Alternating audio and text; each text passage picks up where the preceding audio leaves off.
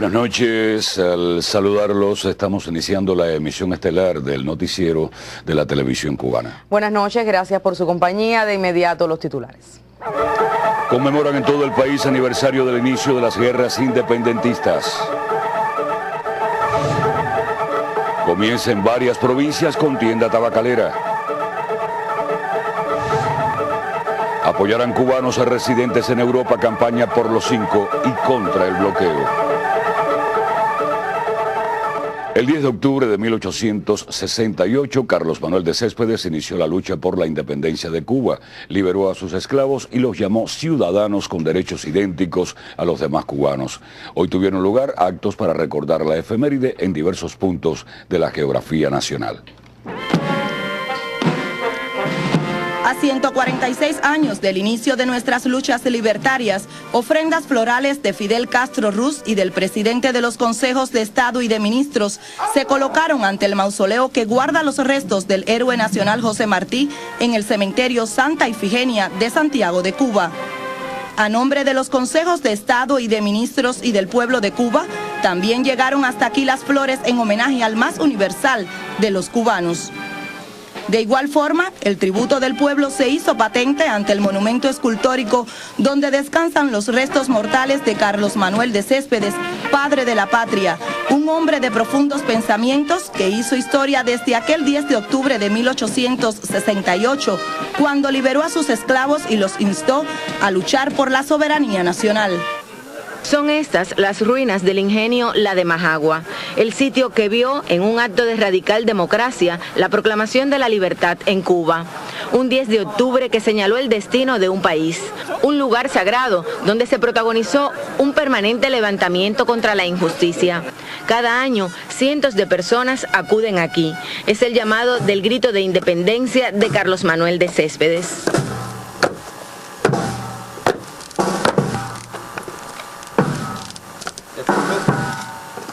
146 años después, las generaciones de hoy conmemoran el inicio de la Guerra de Liberación. Es un encuentro del pueblo con su propia historia. Los artistas armonizan en sus textos y su música el sentir de la nación. Nuevos militantes del partido, cuyas ideas se forjaron desde entonces, recibieron su carnet. Cada año cientos de personas se reúnen aquí para confirmar una elección, un acto de legítima defensa en busca de la nación libre y civilizada que soñara Fidel.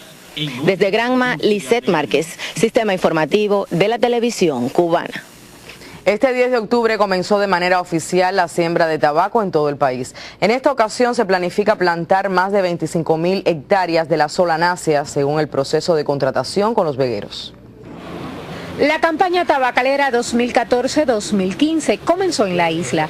El cumplimiento del cronograma constituye una prioridad para los labriegos que aspiran sembrar el grueso de las áreas para finales de diciembre, etapa óptima para el cultivo, lo cual garantiza mayor calidad y rendimientos.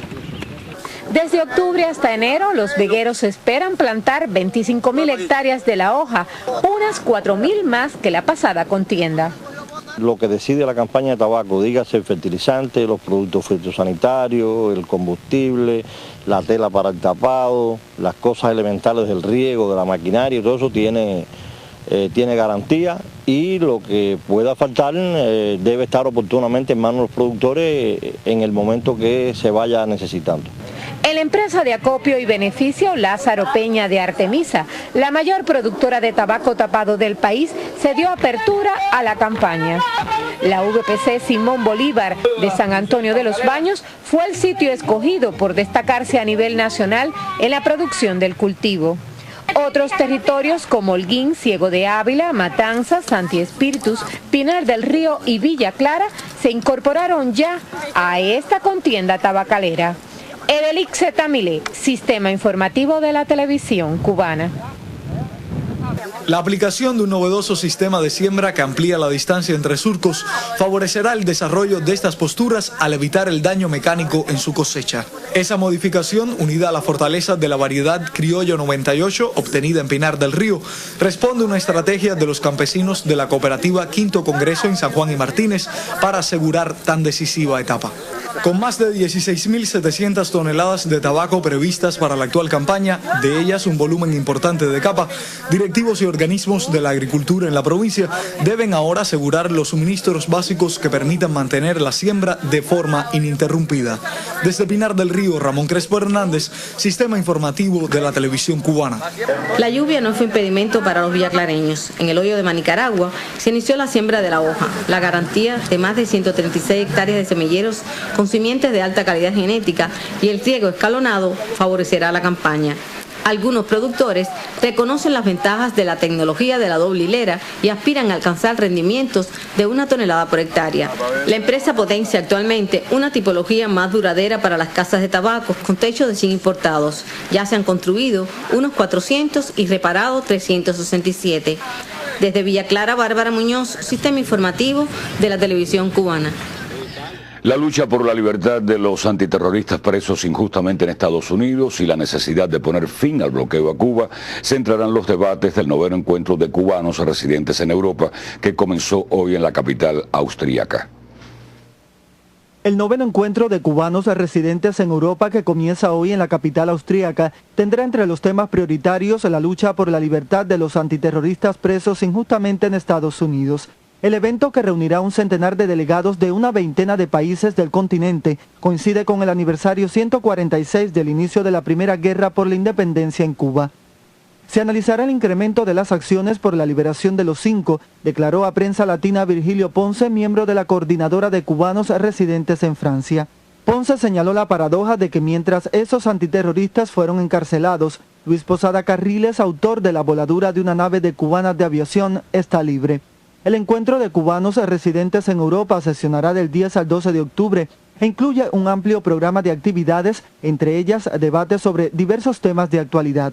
La agenda contempla la colocación de ofrendas florales ante los bustos de Ernesto Che Guevara y José Martí en el Donau Park y un recorrido por el Museo de Bellas Artes de Cuba en Viena.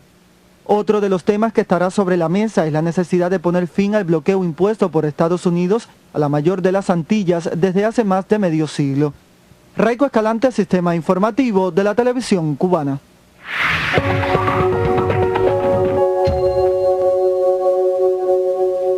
Del 26 al 28 de octubre se realizará la Mesa Binacional de Trabajo del Convenio Integral de Cooperación Cuba-Venezuela en materia educativa. En Caracas, la ministra cubana de Educación, Ana Elsa Velázquez, señaló que ese espacio será medular para fortalecer el sistema educativo en la nación suramericana.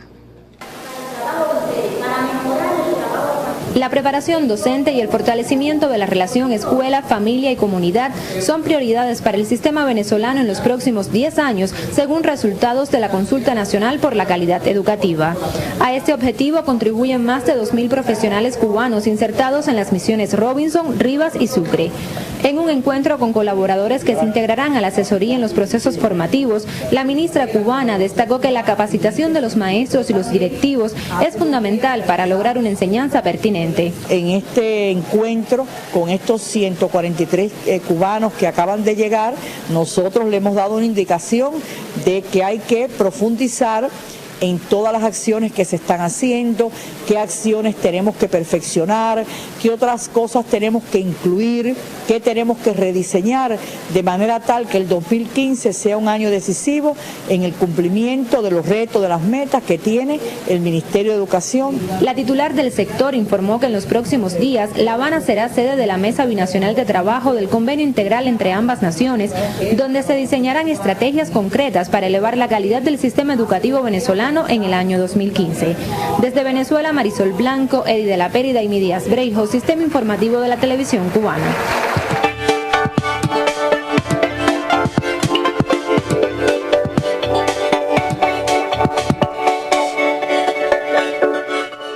Cuba llamó hoy en Naciones Unidas a no politizar el tema del Estado de Derecho con la imposición de conceptos que permiten a las potencias intervenir en los asuntos internos de los países soberanos. De acuerdo con la representante cubana a la Sexta Comisión, el documento presentado a debate puede dar lugar a interpretaciones injerencistas. La Duma Estatal rusa pidió hoy a los parlamentos del mundo y a las organizaciones internacionales que exijan el esclarecimiento de los crímenes contra la población del sureste ucraniano y el juicio a los culpables. La resolución llama la atención de la comunidad internacional sobre las tumbas clandestinas en la periferia de Donetsk, con decenas de cadáveres con rasgos de tortura y ejecución. En San Luis, estado de Missouri, continúan hoy las protestas tras el homicidio de un joven afronorteamericano a manos de un policía blanco. Informa el periódico USA Today. Las manifestaciones estallaron el pasado miércoles y se renovaron hoy, cuando más de 100 personas salieron a la calle y bloquearon el tráfico en el lugar donde se cometió el crimen. En Siria, las fuerzas del Estado Islámico avanzaron hacia el centro de la ciudad de Kobane y ocuparon el cuartel general de la resistencia, aunque esa fuerza aún controla el 60% de la urbe, donde permanecen unas 12.000 personas entre combatientes y civiles. Y la activista pakistaní Malala Yousafzai y el indio Kailash Satyarthi fueron galardonados este viernes con el Premio Nobel de la Paz 2014 por su lucha a favor de la educación infantil, según anunció el Comité Noruego. En la lista de los posibles ganadores se encontraban el Papa Francisco, los presidentes de Rusia y Uruguay y el exagente de Estados Unidos Edward Snowden, entre otros. Orlando Lancís, Redacción Internacional.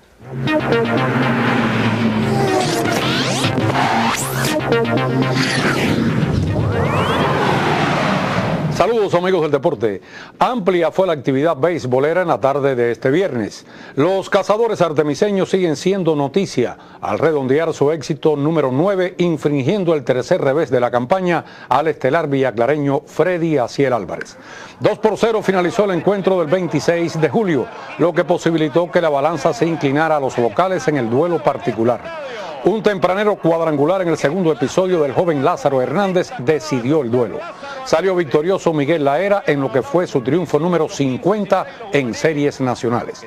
Freddy Aciel, nuevamente sin respaldo ofensivo de su equipo, encajó el revés.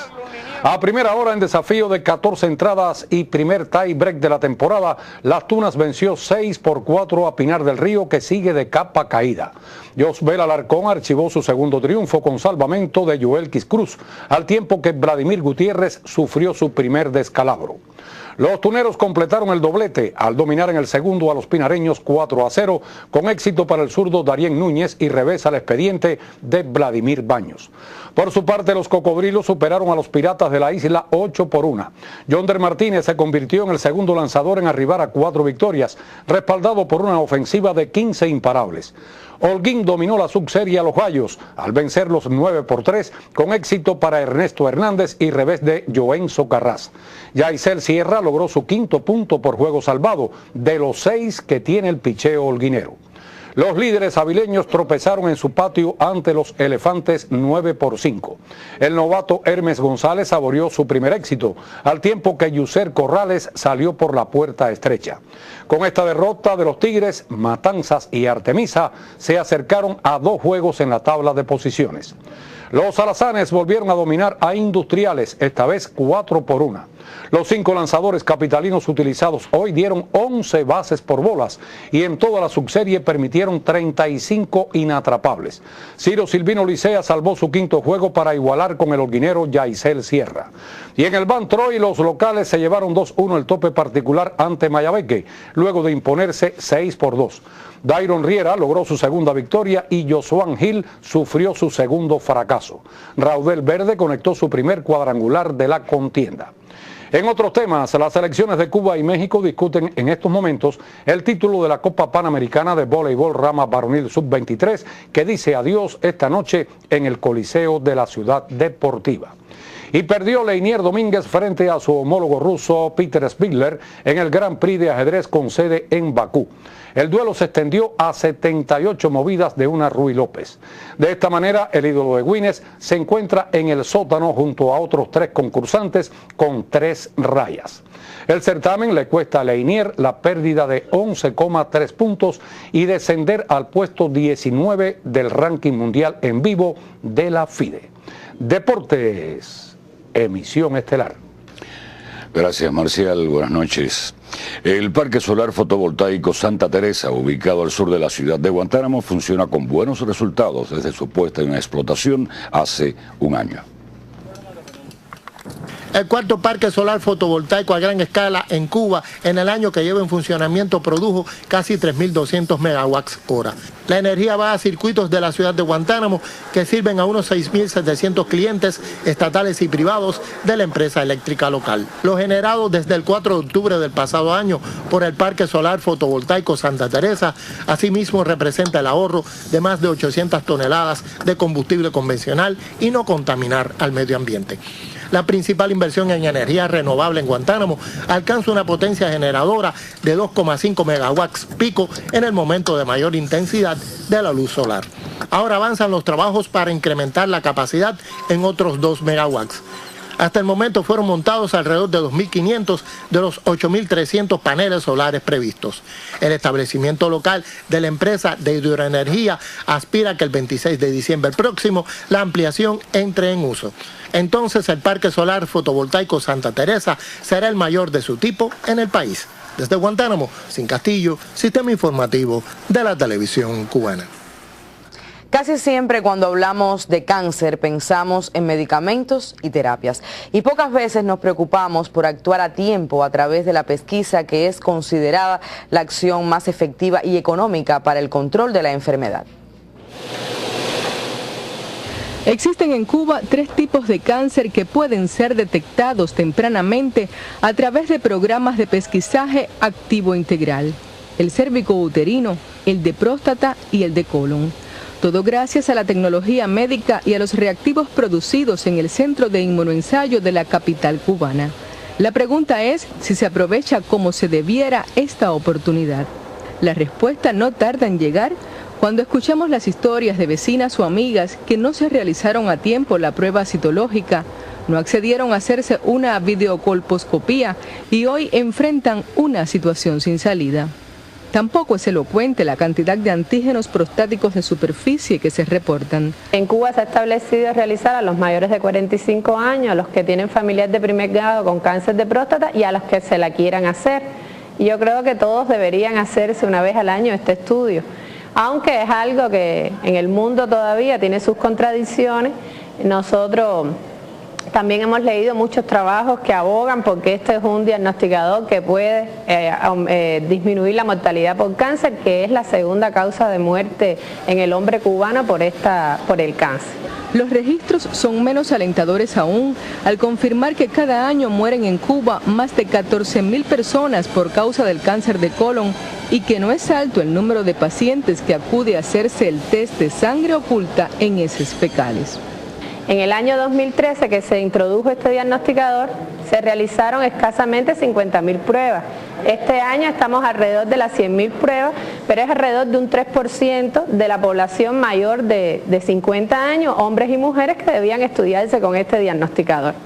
El cáncer de colon, como tiene una lesión premaligna, fácilmente se puede disminuir la mortalidad si es detectado tempranamente, y por eso desarrollamos esta prueba que también se distribuye a todos los centros especializados de pesquisa activa, que hay uno en cada municipio del país, y por lo tanto hay accesibilidad de todo nuestro pueblo a esta prueba. Ojalá este recuento nos ayude a pensar. ¿Por qué, si los científicos y técnicos del Centro de Inmunoensayo han producido estas tecnologías de diagnóstico y el sistema de salud las debe poner al alcance de todos, nosotros individualmente no nos preocupamos por aprovecharlas? Detectar a tiempo el cáncer es también una responsabilidad y una decisión de cada uno de nosotros. Milenis Torres, Sistema Informativo de la Televisión Cubana.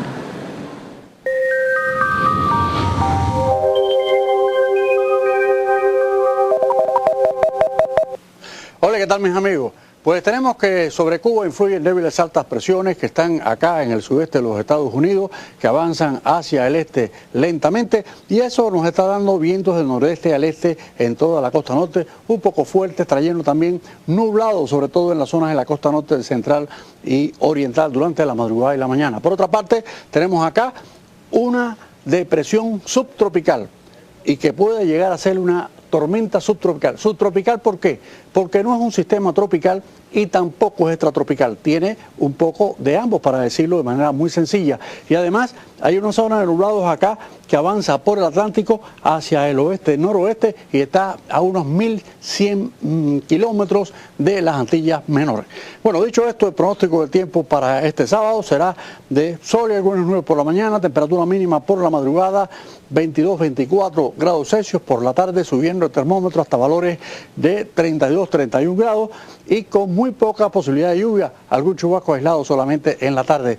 En la zona central del país, pues ahí tendremos sol y algunas nubes por la mañana, 22-24 grados de mínima por la madrugada. En la tarde, algún chubasco, alguna lluvia, final de la tarde y al atardecer, aquí en zonas de la costa sur e interior, pero muy poca posibilidad de lluvia, y 32-33 grados de temperatura máxima por la tarde. En cuanto a la región oriental, pues ahí tendremos también cielos con algunas nubes y sol, algún nublado ocasional en zonas de la costa norte por la mañana, y lo mismo puede pasar en la zona central del país, algún chubasco aislado y ocasional. En la tarde, algún chubasco, alguna lluvia al final de la tarde y hasta el anochecer, y 31, 33 y 34 grados de temperatura máxima por la tarde. Los próximos días las condiciones de tiempo seguirán muy parecidas, algún chubasco aislado, un poco más para la zona oriental, y en cuanto a las temperaturas, pues muy poca variación, sigue con máximas de 33 y hasta 34 grados en la zona oriental del país. Así que, mis amigos, este es el tiempo. Les deseo que pasen una noche muy feliz y hasta mañana.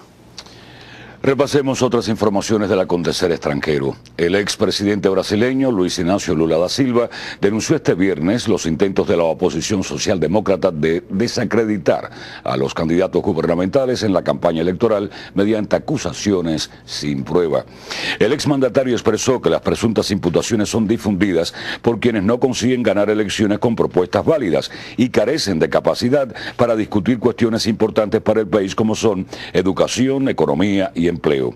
Por su parte, el líder nacional del Partido de los Trabajadores, Rui Falcao, rechazó las acusaciones del exdirector de Petrobras, Paulo Roberto Costa, de que el PT recibió, junto a otras dos organizaciones políticas, transferencias financieras de contratos sellados por esa empresa energética.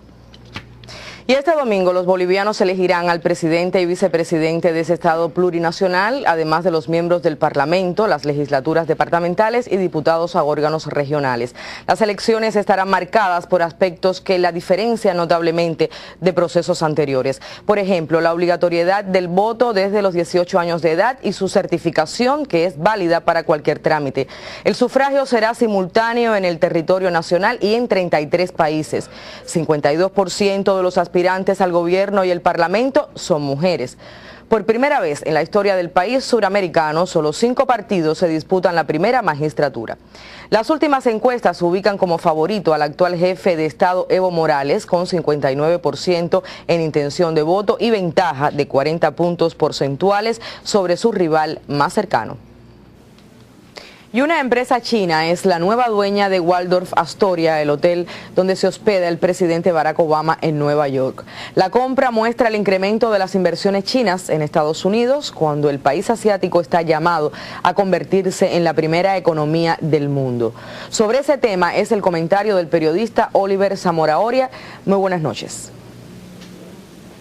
Sí, muy buenas noches y muchas gracias. El Fondo Monetario Internacional lo confirmó. China es la mayor economía del mundo y desbancó a los Estados Unidos, que mantuvo esa condición desde 1872. Claro, es un cálculo que se establece según el Producto Interno Bruto ajustado por paridad del poder adquisitivo, algo un poco complicado, pero bueno, en fin, es decir, según la capacidad de compra. En términos nominales, el Producto Interno Bruto del país norteño es mayor que el del gigante asiático, una realidad que a futuro nadie duda que también cambiará. Pero vamos a lo más importante. ¿Qué trascendencia política tendrá una China como primera potencia económica mundial? ¿Qué cambios generará en este fenómeno? Cuando eso suceda, el poder de Estados Unidos descansará sobre 2 pilares, el militar y el financiero. Hoy Washington tiene un presupuesto de defensa inmensamente mayor al del resto del mundo y es aún el centro financiero global. El poder del dólar es indiscutible. Sin embargo, la lógica indica que el poder económico a la larga lleva al poder financiero, político y militar porque se crean nuevos intereses y la necesidad de defenderlo. ¿Qué quiero decir? Que a medida que China se imponga económicamente, también lo hará en otros terrenos. El declive de Estados Unidos será lento, escalonado, pero se quebrarán todos los pilares de su poder.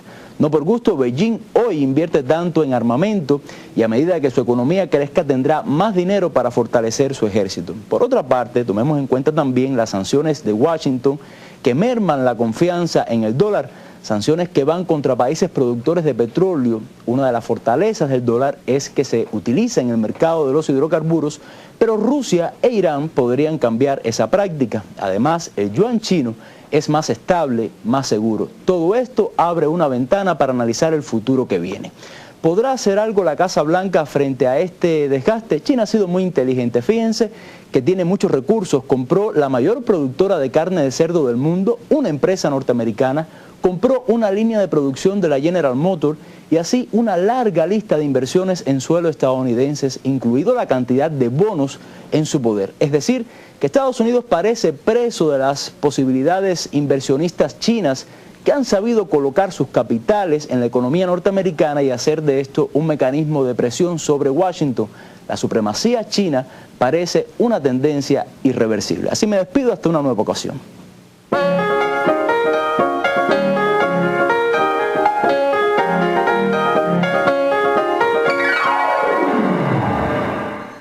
Muy buenas noches. Hoy se inicia este recuento noticioso por el acontecer cultural con detalles de la entrega de los premios de la segunda edición de POSIT, certamen convocado por el Fondo Cubano de Bienes Culturales y Collage Habana. Alter Ego, obra del joven artista vileño Jorge Dager, obtuvo el gran premio de la segunda edición de POSIT. El jurado, presidido por el reconocido creador Moisés Finalé, valoró la rigurosidad y contemporaneidad con la que abordó la temática del retrato, la impecable factura y el desempeño en el dibujo. El primer premio le fue entregado a Ariadna Contino por la pieza Escarabeo 9 de la serie Yacimiento. El segundo lo compartieron a Dislén Reyes por los grabados Sangre Azul y Adrián Fernández por la fotografía digital Requiem. También se entregaron 2 premios para la adquisición de materiales, uno para el grupo Triangle por la obra Entropía y el otro para Joshua Paglieri por el videoarte Super Vaselina. En la segunda edición de POSI participaron más de 120 jóvenes artistas menores de 35 años de todo el país. Actualmente la muestra del concurso se exhibe en las galerías Collage Habana, Galeano y Artis 718. Organizado por el Fondo Cubano de Bienes Culturales, el certamen proyecta consolidarse como ese necesario espacio de visualización de las obras de los más jóvenes artistas cubanos. Y le doy seguimiento al Festival de Teatro de Camagüey. Estas son las imágenes de la presentación del grupo avileño de Morón Teatro de la obra Una leyenda de barro, un tema de la historia universal. Según reporta la periodista Amy Amargó, en las calles camagüeyanas cientos de personas disfrutaron la acertada puesta en escena que resulta una de las expresiones más elocuentes de la calidad estética del teatro callejero que hoy se crea en el país. Y así me despido. Soy Aleida Piñero Meneses y le deseo una excelente noche.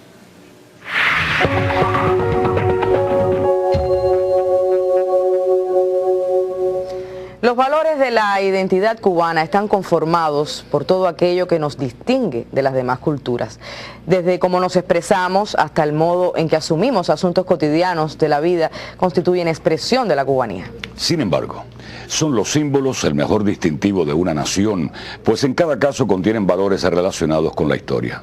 En Cuba, lamentablemente, se ha hecho práctica que muchas personas irrespeten los símbolos, olvidando el significado patriótico que portan. Una fragancia diferente perfuma estas calles cuando el sonido de su voz despierta a los vecinos.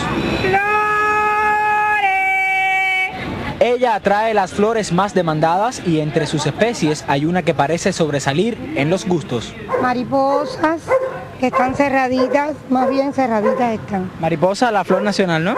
Sí. ¿Le piden mucho esa flor? Sí, a todo el mundo le gusta, tiene un perfume riquísimo. Muy cerca de los hoteles de La Habana Vieja, este hombre vende un poco de Cuba en complejas piezas artesanales. Son artículos hechos para representar a Cuba en cualquier país del mundo que se lleve un objeto, por ejemplo, que tenga la bandera cubana o que diga Cuba. Una polémica sobre la que los cubanos no nos ponemos de acuerdo encierra la comercialización de los símbolos en atuendos del vestir o souvenir. No me parece que sea irrespetar. Llevar una bandera, un pullover, la bandera de nosotros, de nuestra patria. Peor que usarlos en una camiseta sería usar los signos patrios de otros países. Con frecuencia o en la mayoría de las oportunidades los lugares donde estos aditamentos que conllevan nuestros símbolos patrios, la bandera u otros, son espacios que tienen un fin comercial, un fin no solo, es decir, no tiene como fin el público cubano, sino justamente el público extranjero. En la Ley de los Símbolos Nacionales, aprobada por la Asamblea Nacional en diciembre de 1983, se prohíbe, por ejemplo, el uso de la enseña nacional como réplica en cualquier material con propósitos ornamentales o comerciales. La bandera inglesa hubo más aquí, ya no, ya eso se calmó, pero hubo más aquí que en otras partes. El peligro aquí está no en negar el uso para nada de estos símbolos que pueden ser extranjeros, porque forman parte también de una cultura internacional, estar un poco a tono con determinadas dinámicas a nivel mundial.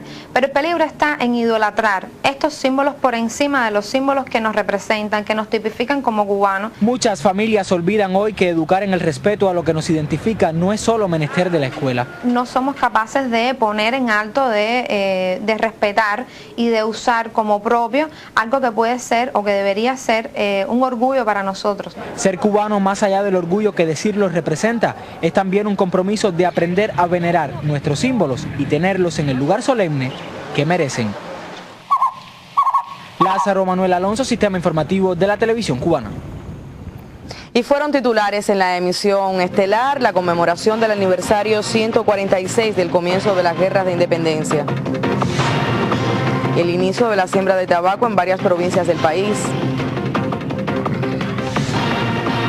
y el apoyo de cubanos residentes en Europa a la campaña por los 5 y contra el bloqueo. Finaliza así la emisión estelar de viernes. Rafael Serrano, Áñez Becerra, deseamos pasen todos un buen fin de semana. Sí, gracias por su compañía, son ustedes muy amables. Buenas noches y hasta el lunes.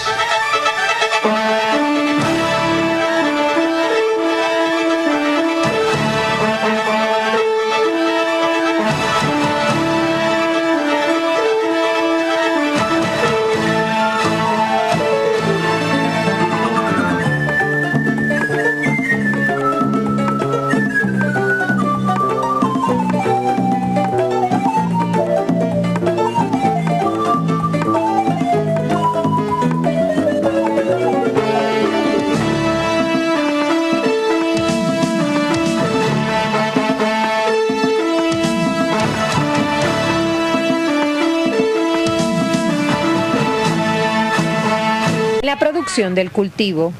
Otros territorios como Holguín, Ciego de Ávila, Matanzas, Santi Espíritus, Pinar del Río y Villa Clara se incorporaron ya a esta contienda tabacalera. Edelix Tamilé, Sistema Informativo de la Televisión Cubana.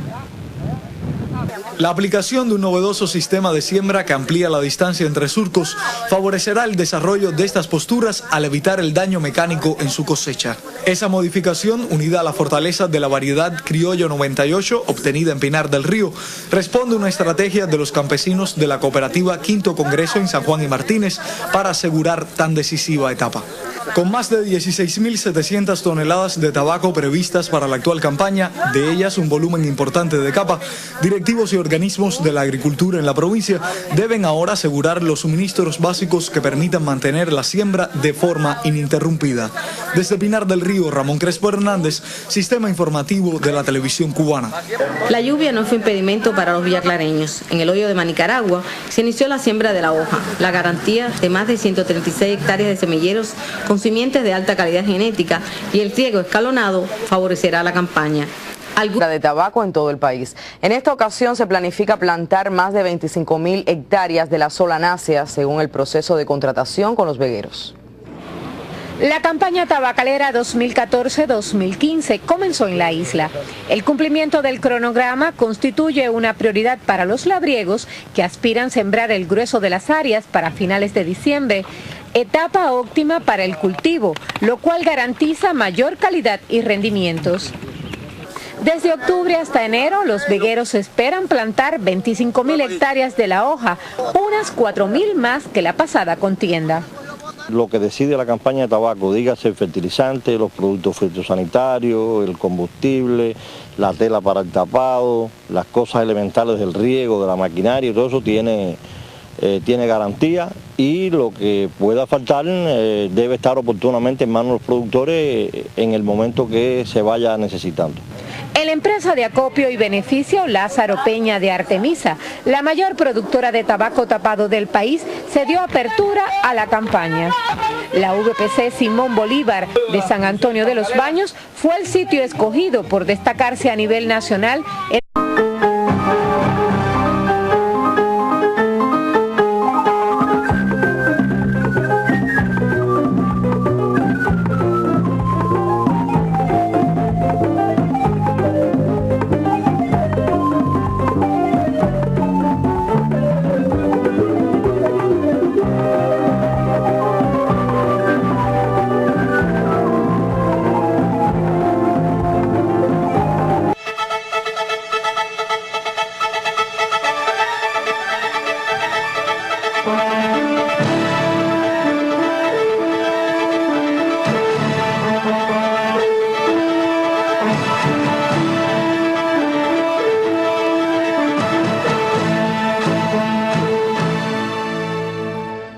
Buenas noches, al saludarlos estamos iniciando la emisión estelar del noticiero de la televisión cubana. Buenas noches, gracias por su compañía. De inmediato los titulares.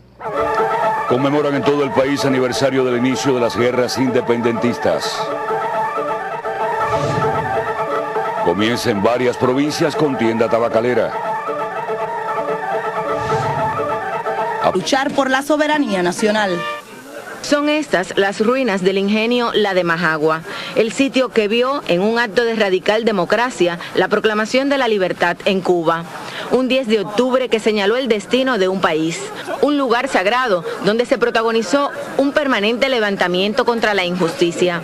Cada año, cientos de personas acuden aquí. Es el llamado del grito de independencia de Carlos Manuel de Céspedes.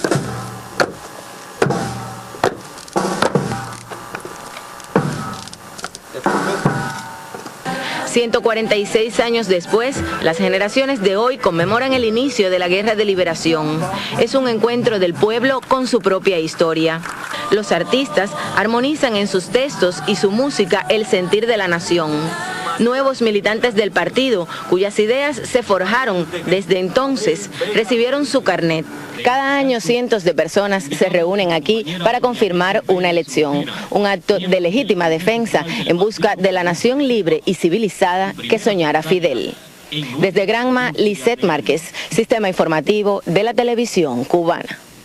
Este 10 de octubre comenzó de manera oficial la siembra. Apoyarán cubanos residentes en Europa campaña por los 5 y contra el bloqueo. El 10 de octubre de 1868, Carlos Manuel de Céspedes inició la lucha por la independencia de Cuba, liberó a sus esclavos y los llamó ciudadanos con derechos idénticos a los demás cubanos. Hoy tuvieron lugar actos para recordar la efeméride en diversos puntos de la geografía nacional. A 146 años del inicio de nuestras luchas libertarias, ofrendas florales de Fidel Castro Ruz y del presidente de los consejos de Estado y de ministros se colocaron ante el mausoleo que guarda los restos del héroe nacional José Martí en el cementerio Santa Ifigenia de Santiago de Cuba. A nombre de los consejos de Estado y de ministros y del pueblo de Cuba, también llegaron hasta aquí las flores en homenaje al más universal de los cubanos. De igual forma, el tributo del pueblo se hizo patente ante el monumento escultórico donde descansan los restos mortales de Carlos Manuel de Céspedes, padre de la patria, un hombre de profundos pensamientos que hizo historia desde aquel 10 de octubre de 1868, cuando liberó a sus esclavos y los instó al